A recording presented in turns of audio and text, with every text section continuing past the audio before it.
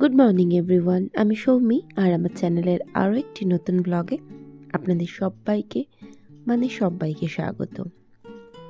আজকে সোমবার আর এখন ঘড়িতে 6:30 মতন বাজে। এত সকালবেলা ঘুম থেকে উঠেই মুখটা ধুয়ে একটু ফ্রেশ হয়ে জামা কাপড়টা চেঞ্জ করে নিয়ে সোজা চলে এসেছি রান্নাঘর পরিষ্কার করে নিয়েছিলাম একটু আগেই। আর তারপরে চলে এসেছি খাবার দাবার রেডি করতে। খাবার দাবার অর্থে বাবুই আজকে স্কুলে যাবে, তো সেই জন্য ওর টিফিনটা রেডি করতে।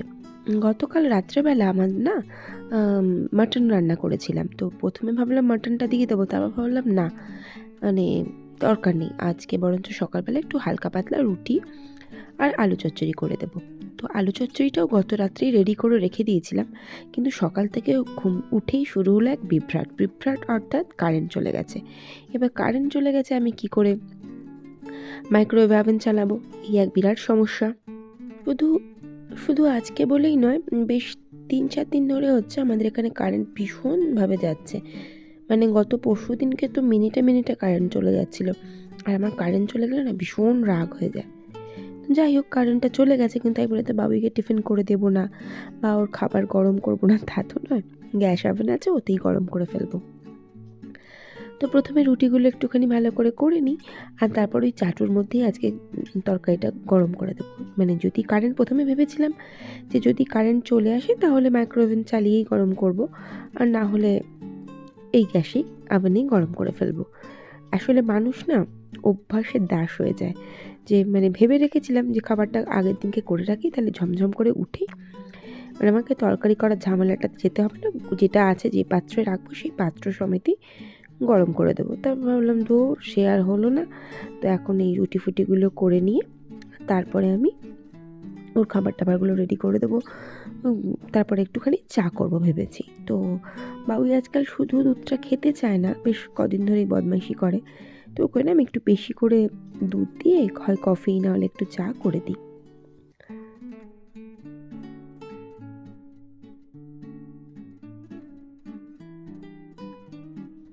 তো কথা বলতে বলতে রুটিগুলো সব করে নিলাম, আর শুধু বাবুয়ের টিফিনটা না, আমরাও বেলায় খাবো বলে আমাদেরটাও একেবারে করে নিলাম, নাহলে পরে আর ভালো লাগবে না। তো এদিকে বাবুয়ের খাবারটাও রেডি করে দিচ্ছিলাম, কারেন্ট কিন্তু তখনও আসেনি। আর এদিকে আমি যখন চা করতে এসেছি, তমাল আমাকে বলল যে তুমি কিন্তু চা একদম বেশি দেবে না, চা পাতাটা দুধের মধ্যে বেশি দেবে না। আমি ঠিক আছে, তাহলে তুমিই চা করো। তো ও আমাকে সরিয়ে দিল, লিটারালি দিয়ে নিজেই চাটা করতে চলে এলো। তারপরে বাকিটা ইতিহাস বলছি আমি।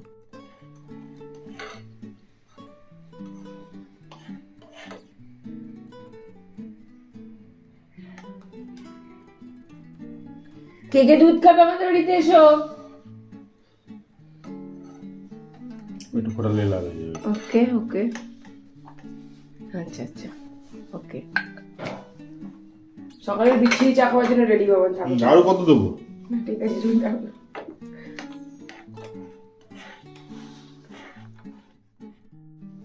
এই ছিল আজ সকালের আমাদের চায়ের ইতিহাস।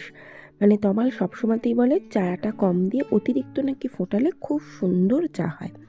আমি বললাম তাহলে এক কাজ করতে পারো, তুমি তো স্টেশনে চায়ের দোকান দিতেই পারো একটা। মনে মনে ভাবলাম, বলিনি, আর মুখে যা বললাম সেটা তো শুনতেই পেলেন আপনারা। আর আমি সত্যি বলছি যে 3 কাপ চা হয়েছিল, আমি আর আমার বাবুই সেই চাটা ছুঁতেও পারিনি। আর এই যে এইদিকে বদমাইশের তো বদমাইশি আছেই, বদমাইশি করে এরম করে বসবে, আবার উঠবে, আবার ওর বাবা বকা দেবে, এই চলতে থাকে। তো যাই হোক, ও চাটা না খেয়ে কোনো রকমে একটা বিস্কুট খেয়ে বেরিয়ে গেল বেচারা।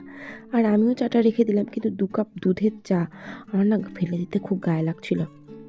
তো এদিকে বাবুইরা বেরিয়ে গেল, আর আমি চলে এলাম ঘর গোছাতে। এখনও কিন্তু কারেন্ট আসেনি আমাদের, তা সেই জন্য না একটু অন্ধকার হতে পারে। আর আমি জানি আমার বন্ধুরা ঠিক মানিয়ে নেবেন, বা আমার গুরুজনেরা, আমার বোনেরা, আমার থেকে ছোট বড় যারা আছেন একটু কম্প্রোমাইজ করেই নেবেন। তো এরপরে বিছানাটা তুলে নিই। আর আজকে না রান্না বান্নাও কিছু আমার সেরকম নেই, কারণ ওই যে বললাম গতকাল রাত্রেবেলা আমি মাটন করেছিলাম, আর অনেকটাই মাটন যেহেতু তমাল নিয়ে এসছে, সেটা রীতিমতো রয়ে গেছে। গতকালের মুগের ডাল করেছিলাম কপি দিয়ে, বেগুন ভাজাও রয়ে গেছে 3 পিস না 2 পিস। আর আছে লুকি আছে আর একটা, আর হচ্ছে বাঁধাকপি তরকারি আছে একটু, আর আছে চিংড়ি মাছ। এই এতগুলো রান্না, ও ভাতও আছে। ফলে আমি একটি রান্নাও আজকে করব না, আমি আজকে জাস্ট খাবারগুলো গরম করে আজকে খেয়ে নেবো। মানে আজ দুপুরে আমি জাস্ট একেবারে চুপটি করে বসে থাকবো, এরকম একটা সিচুয়েশন। তো মনে মনে ভাবলাম ভালোই হয়েছে, এক্সট্রা দেখি কিছু যদি কাজ করে নিতে পারি। তো এক্সট্রা কাজ আলটিমেট যে কী করতে পারবো সেটা জানি না, তবে ওই কারেন্ট চলে যাওয়ার চক্করে না বেশ বেলা হয়েছিল আমার। অত সকালে উঠেও আমার বেশ বেলা হয়ে গিয়েছিলো স্নান করে আস্তে আস্তে, আর প্রচুর জামা কাপড়ও কাচাকুচির থাকে। তো যাই হোক, এদিকে ঘরদোরটা ঝাড় দিয়ে মুছে নিলাম, আর তারপরে সোজা চলে এলাম আমি আয়নার সামনে। তো এতক্ষণে কারেন্ট এসেছে আমাদের। তো আমি একটুখানি আমার স্কিন কেয়ারটা, শীতের স্পেশাল, আমার ভীষণভাবে স্পেশাল স্কিন কেয়ারটা একটু কমপ্লিট করি, আর তারপরে যাব আমি ঠাকুর ঘরে।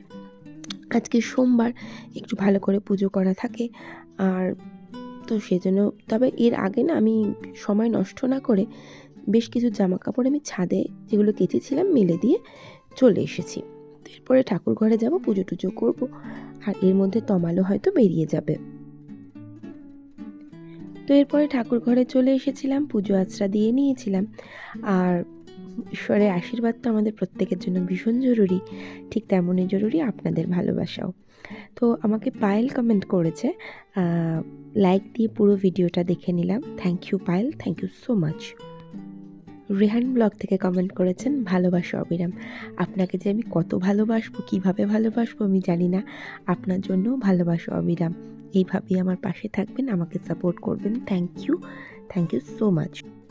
ভার্গব ব্লগ থেকে কমেন্ট করেছেন, খুব ভালো লাগলো সৌমি তোমার video. Thank you so much দিদিভাই আমার পাশে থাকার জন্য, লাভ ইউ।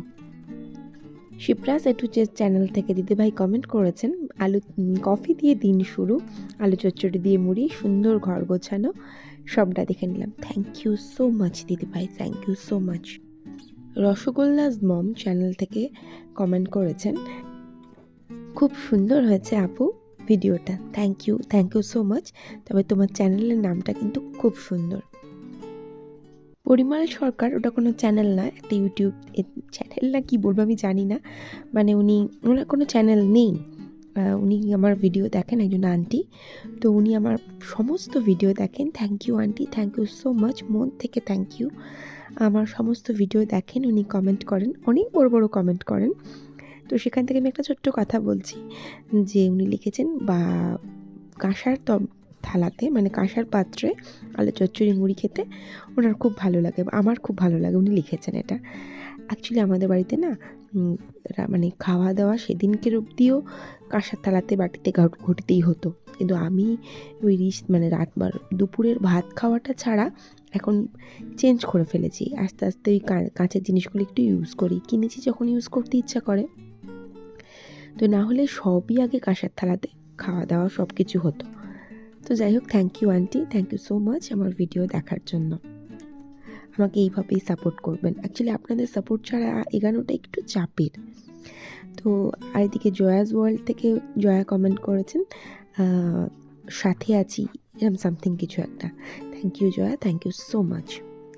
এইভাবেই আমাকে সাপোর্ট করবেন। তো এদিকে না এতগুলো কাজ হয়ে যাওয়ার পর আমি ঘরদোরটা একটু গুছিয়ে নিচ্ছিলাম। মোটামুটি গোছানোই থাকে, তাও একটু রোজের যা ঝাড়াঝুড়ি করার থাকে সেগুলো সব একটা একটা করে কমপ্লিট করছিলাম। ওই যে বললাম, আজকে কিচ্ছু রান্না নেই আমার, জাস্ট কিচ্ছু রান্না নেই। আমি শুধুমাত্র খাবারগুলো গরম করে আজকে সার্ভ করে দেবো। মানে সকালে রান্না নেই, রাতে আবার করতে হবে, ভালো লাগে না। তো এরপরে না বড় ঘরটা গুছালাম, গুছিয়ে তারপরে এই ঘরে এসে, বাবুয়ের ঘরে এসে দেখি যে চশমা পরিনি। হায় ভুলে গেছি। তো অ্যাকচুয়ালি চশমা পরতে আমি প্রায়ই আজকাল ভুলে যাই। তো চশমাটা চোখের মধ্যে ঠুসে নিলাম, আর নিয়ে বাবুয়ের বুকশেলফটা, আলমারিটা, এই ঘরের খাট ফাটগুলো সব একটা একটা করে ভালো করে একটু ঝেড়ে ঝুড়ে দিচ্ছিলাম। তো এরপরে সোজা চলে এলাম আমি রান্নাঘরে, একটু হাতটা ধুয়ে নিই। আর নিয়ে না রান্নাঘরেও মানে ওই যে সেরকম সকাল থেকে তো রান্নাবান্না সেরকম নেই, বিশেষ বাসন পড়েনি। সেই সকালবেলা বাবুর জন্য ব্রেকফাস্ট বানাতে গিয়ে যে কটা বাসন পড়েছিল সেগুলো একটু টুকটাক করে গুছিয়ে রেখে দিই, তাহলেই মোটামুটি রান্নাঘরটা একেবারে পরিষ্কার হয়ে যাবে। আজকে আর কোনো ঝামেলা থাকবে না রান্নাঘর গোছানোর, হেনাতেনা করার। এই যে দেখতেই পাচ্ছেন একদম ঝকঝকে পরিষ্কার আমার রান্নাঘর আজকের। তো এরপরে ওই যে বললাম খাবার দাবারগুলো বার করে না আমি গরম করে নিই। আমি কোনো রকম রিস্ক নিতেই রাজি নই, কারণ এত কারেন্ট যাচ্ছে এখন, এমন কিছু বেলা হয়নি, তমাল বা বাবুই আসতে অনেক দেরি। আমি কোনো রিস্ক না নিয়ে আপাতত খাবারগুলো আমি গরম করে ফেলবো, তারপরে ওরা যখন আসবে তখন আরেকবার কারেন্ট যদি থাকে গরম করব, আর যদি না থাকে গরম করব না। তো যাই হোক, এরপর আমি আপাতত খাবারগুলো সব একটা একটা করে গরম বসিয়ে দিচ্ছিলাম। তো গরম বসিয়ে দিয়ে ভাবলাম কি কাজ করব, একটু গাছগুলো ভাবলাম জল স্প্রে করে দিই, ধুলো পড়ে যায় তো না রোজ রোজ। তো সেজন্য গাছে একটু জল স্প্রে করে গাছের পাতার উপরে যে ধুলো টুলোগুলো পড়ে আছে সেগুলো একটু চকাচক করে দিচ্ছিলাম। আর এখানে এই টাবটাও একটুখানি পরিষ্কার করে নিই, ওই যে রোজ রোজ ধুলো পড়ে, সেই ধুলোগুলো না ছাড়লে প্রত্যেক দিনের কাজ ঠিকঠাক করে প্রত্যেক দিন যদি আমরা করে ফেলি না, তাহলে কিন্তু কোনো সমস্যাই থাকে না।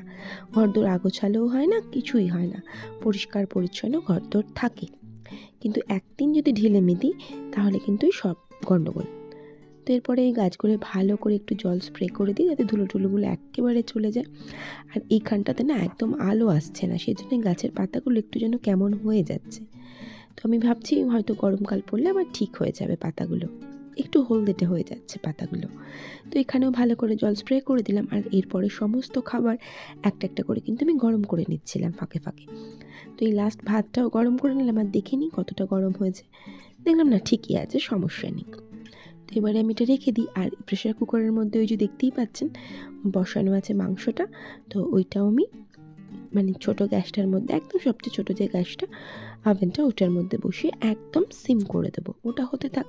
আর আমি ভাবলাম এবারে ছাদে যে জামা কাপড় আছে মেলেছি সকালবেলা, সেগুলো কিছু জামা কাপড় শুকিয়েছে, আর হয়তো বাবুয়ের কিছু মোটা মোটা জামা কাপড় থাকবে, সেগুলো হয়তো শুকাবে না, তো সেগুলো একটু উল্টে পাল্টে দেবো। আর যে জামা কাপড়গুলো শুকিয়েছে সেগুলো ভাবলাম নিয়ে চলে আসবো। এই ভেবে আমি সোজা চলে এলাম ছাদে। বেশ ঝলমলে রোদ উঠেছে। আমি না এই রোদটা দেখে ভাবছি, এই রোদ যদি গরমকালে বৈশাখ জ্যৈষ্ঠ মাসের হয়, আর আমাকে যদি কেউ বলে ছাদে যেতে, আমি বলে দেবো নইব অসম্ভব, এই আমার দ্বারা হইব না।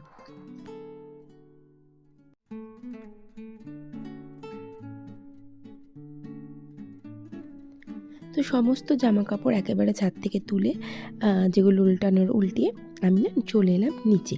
তো নিচে এসে আমি একটুখানি ঘরের মধ্যে শুয়ে শুয়ে ফোন ঘাঁটছিলাম। ইতিমধ্যে আমার একটা অর্ডার করা জিনিস ছিল, সেই জিনিসটা চলে এসছে। আমিও মনের আনন্দে নাচতে নাচতে চড়লাম।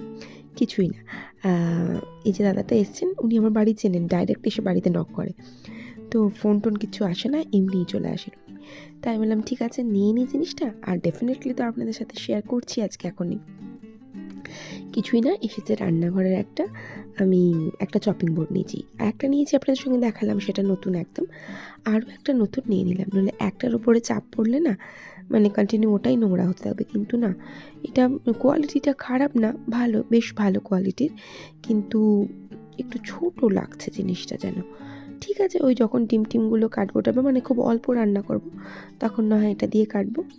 তাও ওটা আমি নিয়ে রেখে খানিকক্ষণ একটু বসে আরেকবার ফোনটা দেখছি, ততক্ষণে বদমাইশটাও দেখলাম চলে এসেছে বাড়িতে। তো এসেই শুরু হয়ে গেল হাফ জামা কাপড় খুলতে মনে বাড়িতে আসে, এসে সব ফেলে টেলে দিয়ে আবার খানিকক্ষণ পরে নিজেই গোছাবে। তো বাবুইও চলে এলো, আমারও সমস্ত যেহেতু আজকে কাজকর্ম কমপ্লিট। তো ব্লগটা আজকে এখানেই শেষ করি। ভালো লাগলে প্লিজ পাশে থেকে যাবেন, আর ভিডিওটা দেখার জন্য থ্যাংক ইউ সো মাচ। দেখা হচ্ছে নেক্সট ব্লগে। Till then, tata.